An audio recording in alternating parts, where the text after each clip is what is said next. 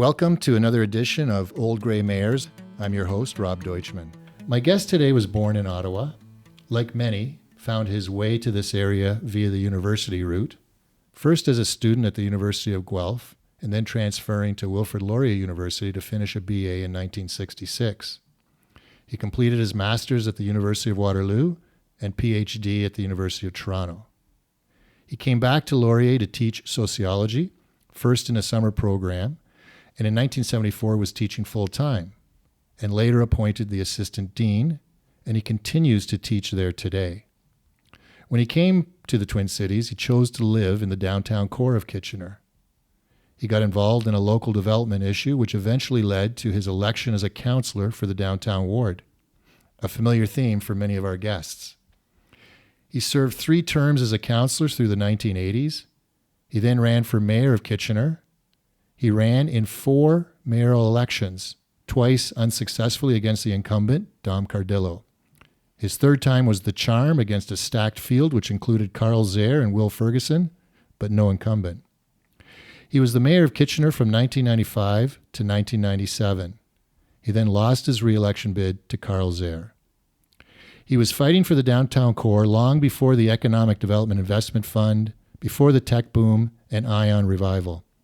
He's a man with a lot of municipal experiences.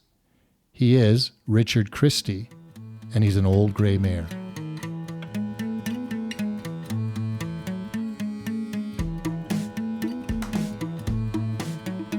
How do you like that, Richard? Very interesting. I'd like to meet this guy. Every morning when you look in the mirror. Yeah, that's right.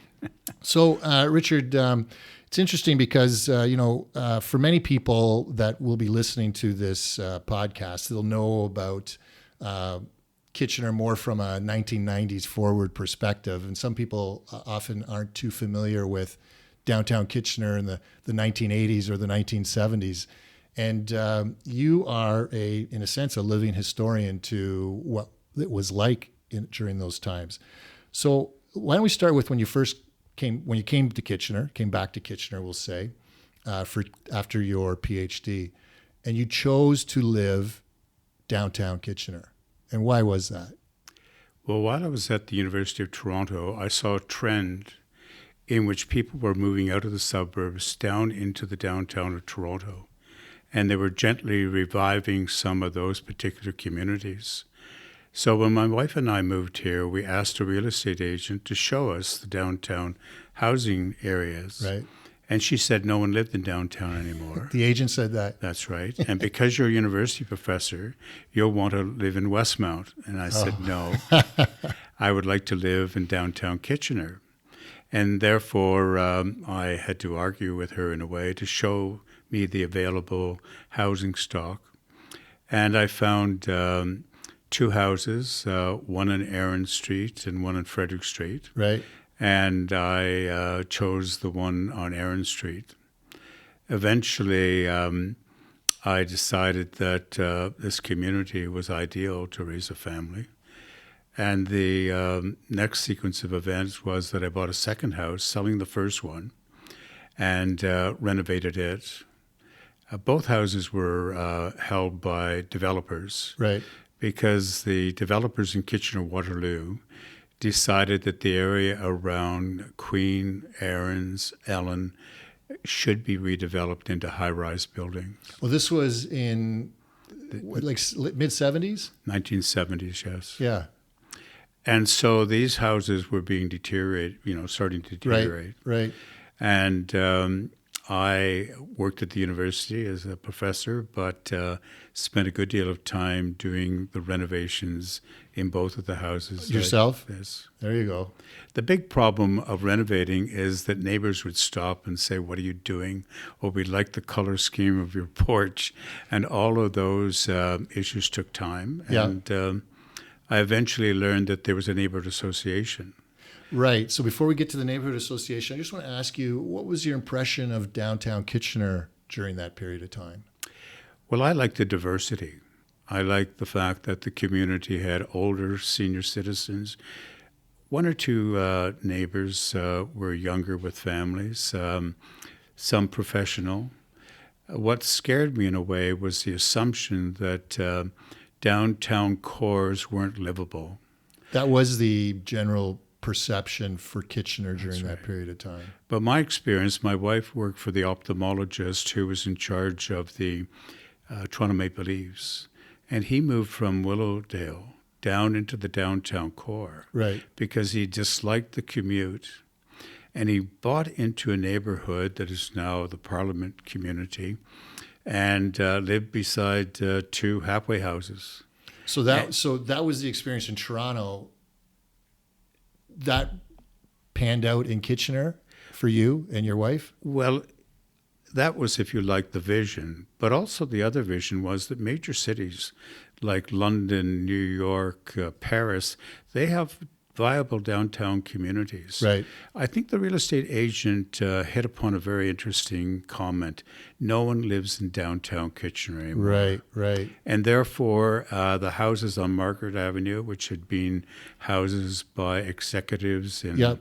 the banking community, the industrialists, across the road, the chief administrative officer of Krug Furniture still lived there. Right. And so there was a kind of transitional area taking place. And Margaret had that great swath of homes, those beautiful The Augustine mansions, homes, right, the that were torn Kaufman down homes, yes. and stayed empty for, I don't know, say decades. Well, the Kaufman house was lived in right until it was torn down. Mm-hmm. And the owner said to me, it took my family 2 years to build this house.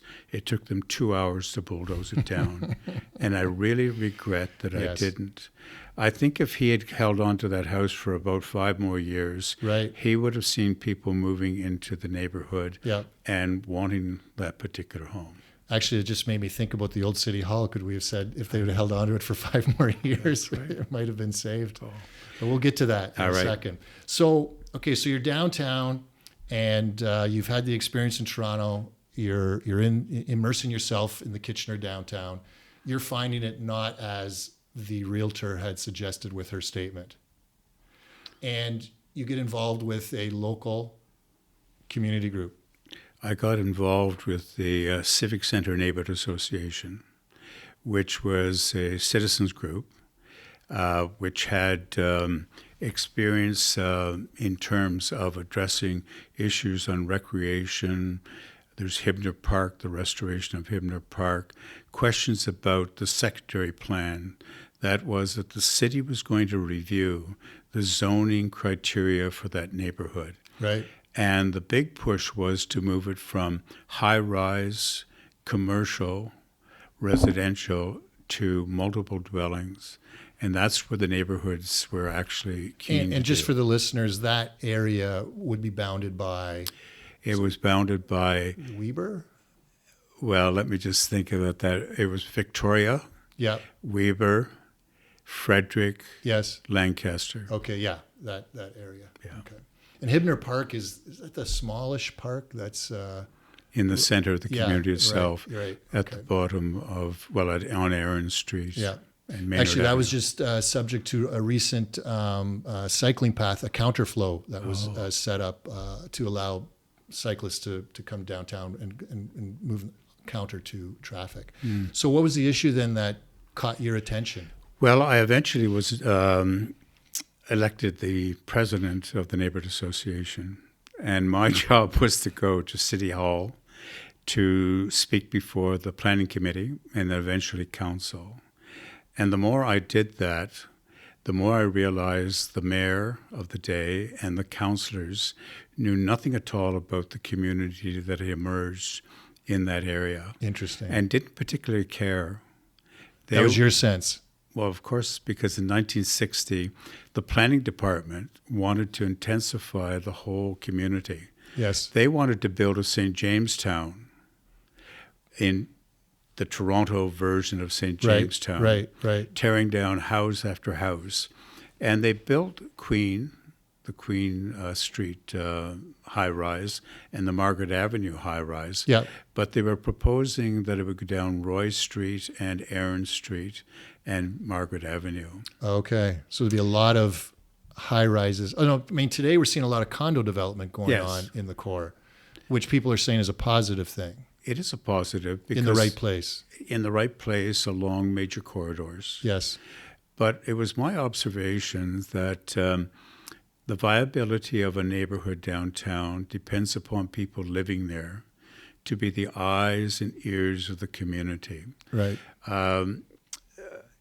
The community I eventually left when I sold my property in 2007 was very, very attractive. And people continue now to actually, which is interesting, they actually bid on houses. They raise the prices of the real estate because they know the convenience.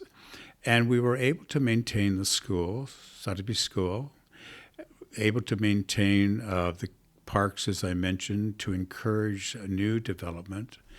The library, the center in the square are all assets for people to live in the downtown community. Yeah, so it's all attractive. So you're observing something then from your perception that council's not really responding as you feel appropriately to the desires or wants of the community in the civic neighborhood. Yeah.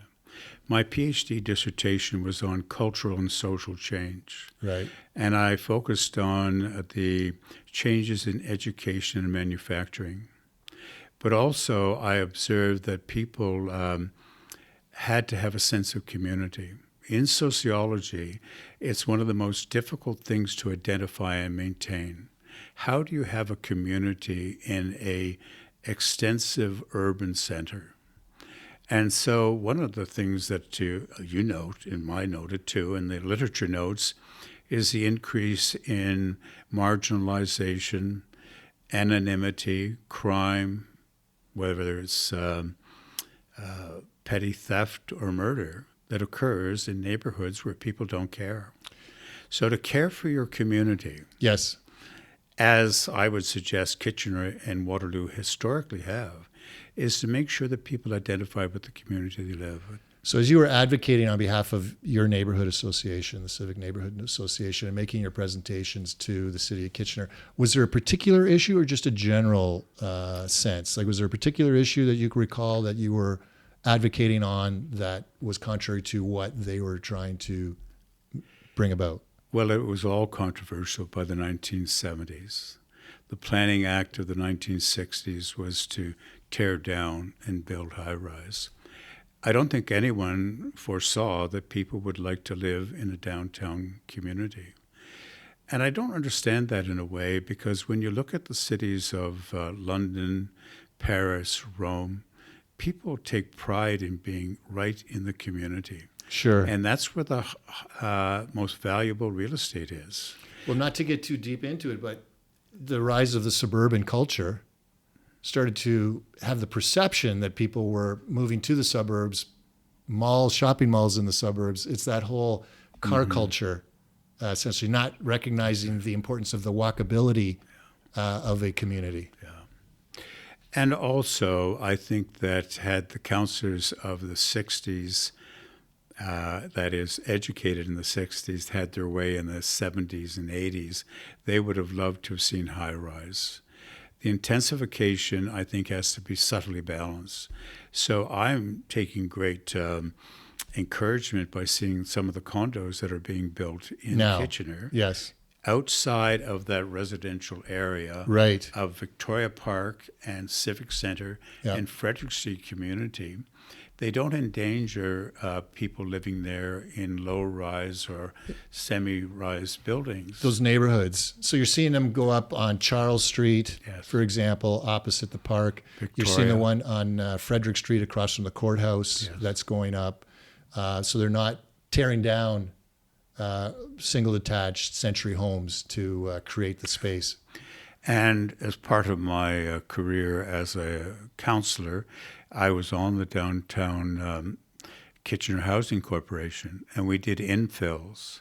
That is, there were vacant parcels of land that could be developed as row housing and intensify it with both housing fixed to income and then full value rental housing. That's very much a popular trend that we're seeing continue now. There's all sorts of infill that's happening. It's positive because it's taking these spaces that appeared derelict and creating living spaces for people now to be.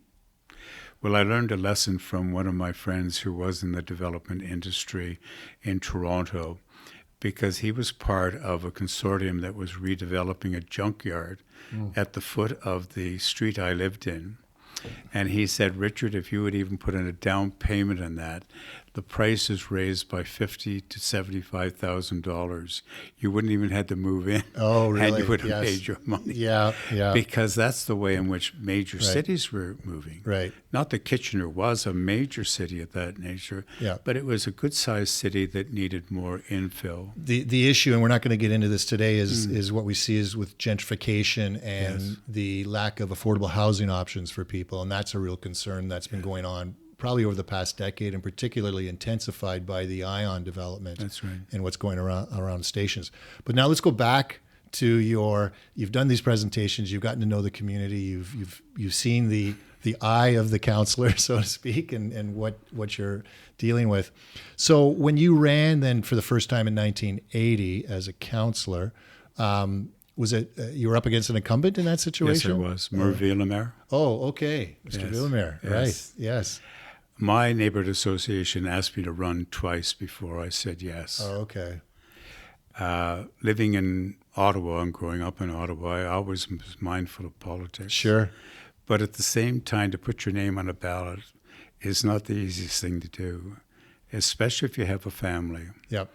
And I take seriously when people say I'm resigning or leaving politics because I want to be with my family. Yeah, it's a significant issue for That's sure. right. I always say though, because growing up myself, Toronto, Queen's Park, or Ottawa, Parliament buildings, federal and provincial politics was always the attraction, and no one ever really thought much about municipal politics. It's considered the poor cousin. But having completed 4 years as mayor and being on regional council, I can say with all surety that I wouldn't even contemplate going provincial or federal because of the work you're able to do. But the other benefit was you're in your own bed every night. You're not away from your family as much. So there are a lot of demands locally, but at least you're home in that situation. So when you finally decided to run, was there a particular issue that got the fires burning? It was to vote on the secondary plan. Okay. Oh, in terms of the intensification Yes, that's issue. Right. Councillor Villemer and I became good friends. In fact, he thanked me for defeating him. Probably needed a break. Well, he lost interest, he said, in the issues, and he Sure. sat back. Right. But I knew he knew nothing at all about what was going on in the neighborhood. He was a busy lawyer. Yes. He had a family. Yeah. He had all those demands on his life. And so I could run circles around the issues. It's hard to stay up to speed. That's right. But nevertheless, when I was elected, I was afraid, This is a major change in my life. In fact, I listened to the results in the basement of one of my friends in the neighborhood. Yes. And when they cheered upstairs, I couldn't figure out was I winning or losing. And I think that's another side to the whole issue. If I might make a political statement too, Sure. I have nothing but admiration for Andrew Scheer, who said, I'm resigning after talking to my teenage son Yep. and to my family, and I don't have it in me to fight the fight to retain my leadership. Well, look at Pierre Polyev. Yes. Yes. Same issue for him. That's right. With a young family. Yeah. And I can appreciate that. I think, sometimes people don't appreciate, even at a municipal level, it's a 24/7 job. And all you have to do is follow, for example, on Twitter, Karen Redmond or Ken Sealing, or, back when he was regional chair, or Tom Galloway, anyone current, and you'll see all the events that they go to in the course of the week is unbelievable. It's tiring just watching it. Well, we trained our daughters not to talk to strangers in the downtown. And when I went walking with them and someone would say hello, my daughter would say, do you know that man? And I'd say, no. She'd say, well, you're not supposed to talk to strangers, Dad. Right. But Because, as you said, you're there 24/7. You can't go to restaurants without the owner wanting to give you a freebie, and you have to say, no, thank you. It's very kind of you. yeah, freebie, or give you his thoughts on an issue of the day. And that's the hardest one, too. Yeah. When one elderly woman came up to me and said, when you wrestle with skunks, you smell like a skunk. Oh, she could smell you. Is that what she said? Well, she was angry about something. I don't know what she was angry about. I never saw her in my life before. So when you got elected then, what were some of the big issues you were dealing with? Because, I mean, retail was dying. Industry was dying in the community. Like, what were some of the significant issues you were dealing with in the downtown? Well, I became the chair of the planning committee eventually. Okay. And the chair of the downtown revitalization committee. Yeah. It interested me that the downtown revitalization committee had no budget. Oh. No real senior members of council sitting on it. But it comprised some junior members of council, plus retailers and business owners in the downtown. So just on that, though, do we take it then that the downtown revitalization was not the top? It seems to be the top issue recently. But back then, was it that significant an issue in relation to what, like industrial development, selling more industrial land, or what were some of the contrasts? It was selling or developing new industrial land. The Huron Business Park, Canada's Technology Triangle was really, in my view, a box of pamphlets in the corner of a mayor's office. Right. But when did that start, CTT? Well, I can't give you the date, but I think it was in existence when you were... Yes, it was. Okay. And no one knew what it did, and no one really cared about what it did. Right, but we can talk about some issues surrounding that. Yeah. Okay. That is a very important issue, as is downtown revitalization, because when you looked at major cities again, you saw sophisticated retailing in the core. Right. When they built Market Square and the King Center, the tragedy was that they didn't bring any new retailing in. They just vacuumed off the main street all of the major establishments. And so just to clarify for people, the Market Square is at one end, which is King and Benton or Frederick. Yes. And King Center is down sort of by up. Ottawa and Ontario, excuse me. Yeah, Ontario and King. Yeah. That's right. So when you're saying vacuum, it's between those 2 points. That's right. Yeah. So Burke's went in, Eaton's went in, men's clothing stores, shoe stores. And as a result, King Street, virtually from Cedar to Victoria, became low retail. And those who were family businesses had great problems. Right. Because they weren't sure that their customers would continue to bypass the malls, including the Conestoga Mall and Fairview Mall, and come into their stores. So at this time, we've got Conestoga Mall at the north end of Waterloo. We've got Fairview Park Mall at the south end. Everyone's driving out to go to these malls. And now you've got a downtown strategy that says, we've got to compete against malls with a mall, is basically the thinking at the time. And an interesting counterexample is Woodstock. They voted against any downtown malls. Oh, okay. And they maintained, I don't know what it's like today, but certainly when I was mayor, they maintained a vibrant, healthy core. Right. Where people shopped and used the services down there. Yeah, because if you wanted to purchase men's clothing, you went to Gowdy's, for example. Paul Puncher's. Yeah, Paul Puncher's versus going into the King Center or the Robinsons at the King Center or whatever was at Market Square. And the Gowdy building is a very good example because it eventually had to close up. That was our major historic department store. Yeah. And that was part of the focus of this downtown revitalization. How do you bring a new tenant into that building? And what would that tenant be? And from some of my sources, I learned that when you came to Kitchener in the 60s as a new lawyer, you tried to get as close as possible to the corner of King and Frederick. Right, because the courthouse. That's right. But also because there was a community of lawyers. Mm-hmm. Now you don't have to be anywhere. Here I am out here at 2263 Kingsway. I know. And my investment dealer's up in Colby's Drive. He used to be in downtown Kitchener. Right. Dentists left, et cetera, et cetera. So who was left? That's the big question. And how do you create a viable downtown? Right.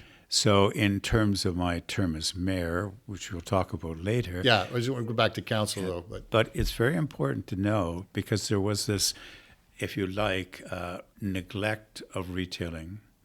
But I started the Mayor's Task Force in Downtown Renewal and the Mayor's Task Force on Economic Development. When you were mayor? Yes. Yes. In order to focus on what could happen to Kitchener. Yeah. And should happen if we want to remain a city. Yes, and that was, and I understand where you're coming from because, I mean, downtown's in a state of turmoil, so to speak, and it needs some sort of action. Some may perceive it as drastic action. I know there's some that perceive it as Kitchener trying to go its own way within the regional family, and there was some criticism about that. But let's just talk about CTT, for example, because yes. it raised an interesting point in my mind. When I was regional councillor, so this is like 2010, okay? And I remember I had an experience where there was a manufacturer that was looking to come into North Dumfries Township. And, you know, we were tiny. We didn't have staff or anything to deal with that other than a CAO. And so I reached out to the region for some assistance. And at that time, I was informed that it's not really something we do at the region. And I really thought that odd because I thought when someone's coming to Waterloo Region, they're expecting to maybe deal with one point of contact. And when I attended my first strategic planning meeting, I said, "Well, we should put economic development on there." And I was informed we don't do economic development. Well, by the time the second year that I was there, we ended up moving towards what we have now, which is the Economic Development Advisory Committee that Tony Lamantia is heading up.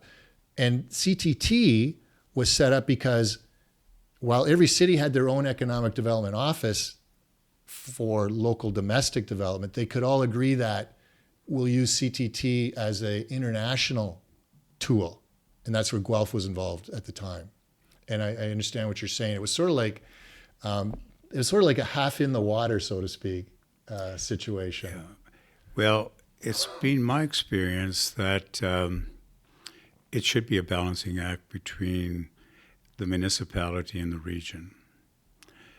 In that, I believe there is a vitality when cities compete against each other. I'm not jealous and wasn't jealous when Toyota went into Cambridge. Right. Nor was I particularly offended with RIM when it started building its empire. Because Toyota was the start of was that near the start? Was that in 95? Well, I don't know what date it was, but I know. But you were mayor at the time. Well, I was a councillor when we went to the ground turning. Okay. And met Mr. Toyota and his family. Yes. I mean, that is when you can work together. But sometimes it's important, I think, to have that friendly rivalry. Yeah. And I found too often that the region tended to discourage any, if you like, municipal rivalry with each other because we're working together. And I'd have to say, no, we're not working together. Right. And you know we're not working together. It's an excuse for doing nothing. So you can attribute that to the leadership styles that were in place. Absolutely. So let's talk about City Hall, because I don't want to.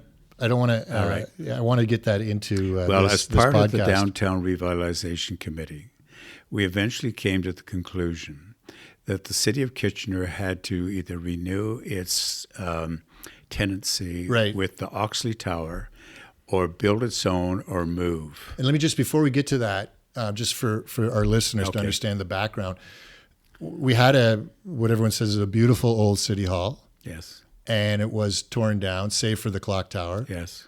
And it was torn down for the purpose of what? Building a mall, the Market Square. Because the thought then was that's what was needed for revitalization of the downtown core. And then City Hall moved into an office tower, basically.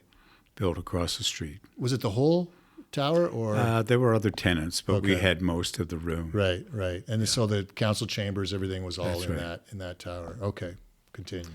And then in the 1980s, we recognized that we had to make a decision of renewing the 1973 contract with Oxley, which was going to skyrocket, or could we or should we consider building a new facility? Right. And in that sense, revitalize downtown Kitchener, give it another boost. So the Downtown Revitalization Committee was given the task of looking for a site for the potential building of a new city hall. Was it, first of all, there would have had to have been a financial analysis done to decide whether to renew or build? I was just going to mention that. Okay, sorry. The Commissioner of Finance, John Gazzola, Yes. began to put away reserve funds, as he called them, so we could pay as we go. In other words, we should have enough money set aside that should we build, we would have at least a portion of the actual cost. Right. So we didn't have to borrow extensively. As much, okay. That's right. So there was, if you like, several bases that had to be covered. Yeah. At the same time, the region of Waterloo decided that it should move from the courthouse on Weber Street. Right. Many people don't know that when the region was created, they had one floor on the top of the courthouse as their office for everyone. And that's the building at Weber and Frederick. That's correct. One floor. Now where is it? It's got its own... Growing and growing. Yeah. And that is the craziness about, in my estimation, the regional government is supposed to be overseeing, not creating all sorts of issues. And it's tedious in some instances. So that gets into the unique, well, I don't know if it's unique, but anyway, our dynamic here with the two-tier government. And there are some. The costliness. My friend Alex is an amalgamator. But we're not getting into that issue today. So we had two locations to deal with, Kitchener City Hall and the region. And as I mentioned to you earlier, no one wanted to be on the Downtown Revitalization Committee. Right. Suddenly, councillors wanted to be chair. Councillors asked members of the community appointments to vote against me, so I didn't continue in this role. But you did continue. I did, because I had to call out one member of staff and one very vocal member of council in the presence of the mayor, and said to the mayor, we've got a problem here. We're not going to get ahead if these two guys don't stop creating problems. Could you and I sit down with them? Interesting dynamic. You mentioned a staff person. I always found that interesting, this concept of when you're newly elected and you're trying to deal with staff, and what is that interplay like? How did you find that relationship generally? Well, not always good, because I have a PhD. Yes. And I had to tone it down because you can't offend staff continuously. You have to work together. Someone's got to do the work. Well, I also had a sense that there has to be a division between staff. They're there to advise. Yes. Councils are there to make decisions. I think that's important. And too often, staff want to make decisions and have them confirmed by council. So you're led to the decision, to the staff desired decision. One of the chief administrators who was appointed, and I was on the hiring committee, yes, asked me to come to his office one afternoon and said to me, "What could I do for you, Richard?" And I said, "Nothing." He said, "Well, aren't there projects you want me to push ahead for you?" I said, "No. All the projects I have are in the committee or going to council." Right. And he took his notebook and just turned it over. But before he did, I saw the individual who was before me with a whole page full of things he wanted done. Yes. And I knew the fellow quite well. Yeah. And I had to watch him, because is this a decision made by council and committee or by your staff man who's pushing things? Right. And I consider that insidious, because in major decisions, such as a city hall location or a regional, there has to be many opinions to make a right decision. Yes. And there's also going to be controversial decisions too. Yeah. And so I didn't mind the debate, but I didn't want it just to be rubber stamped. Or influenced by, an individual's desire. It's sort of like the debate is the collection of counselors who are reflecting, the desires of their community and coming together to have that debate about priorities for the community as a group together. But you also know, as a former mayor, there are lazy members of council who don't do their homework. Yeah, I was giving you the idealistic Yes, approach. I know, but I'm just saying. Yeah, and I agree with you. There are those who will listen to whoever they feel is a safe partner on council and vote the same way. It's a matter of confidence, too. I mean, I see counselors out there, even ones that have been around for a long time, who don't understand things like a budget, things like the Municipal Conflict of Interest Act, things like the Code of Conduct, the bylaws and procedures for running a council meeting, Robert's Rules, for example. So there's only a few things to learn about, but they don't really grasp them. And so they don't have that confidence when they're in that debate. Well, to ask a question, does the Prime Minister know those particular views that you just set out? Is there a situation in which the learning process of what I would suggest to you, good, sound government, are being forgotten? Right. Because conflict of interest is a major one. Yes. It was interesting, too, because we had an OPP investigation in our city when I was mayor. Okay. And the chief administrative officer I said, I've called the city solicitor because we've got two OPP officers who want to investigate an Ontario-wide issue. Yes. And here's the issue. And he said, I can answer those questions immediately. And I said, that's what I don't want you involved in. I want them to do their work and come to their conclusions thoroughly. Not because we have given them, if you like, the party line. Right, right. So that did not endear me to that particular member of staff. Person. Well, that's the thing with, counselors that speak their minds or push the envelope sometimes have to look to staff more as provide me with information that I need, make sure it's balanced information that I'm receiving, but ultimately I'm making that decision. With the City Hall, the decision to create the City Hall was a response to the decline that was happening in the downtown, correct? Partly. Okay. But also our need for more accommodation. More space, and it was more economically sensible to do Absolutely. It that way. To own rather than to rent. So let's talk about then, okay, so you're chair of the committee still. You've gotten over the attempted coup. And tell us about the process in terms of the site selection. Okay. I think that's the interesting story. Well, I think it is the interesting story. I worked with the Commissioner of Planning, the city solicitor, and we mapped out the area that we considered, I think actually it was by a resolution of council, that the City Hall should be located as close to the center of the two arteries of Victoria Street and Cedar. Okay. That's where the downtown was defined as a planning area. And there had to be certain criteria followed, that there should be a plaza or courtyard. It should be situated so that afternoon events could have sunlight because it faced the west. Right. And it should be able to accommodate both the city staff and council.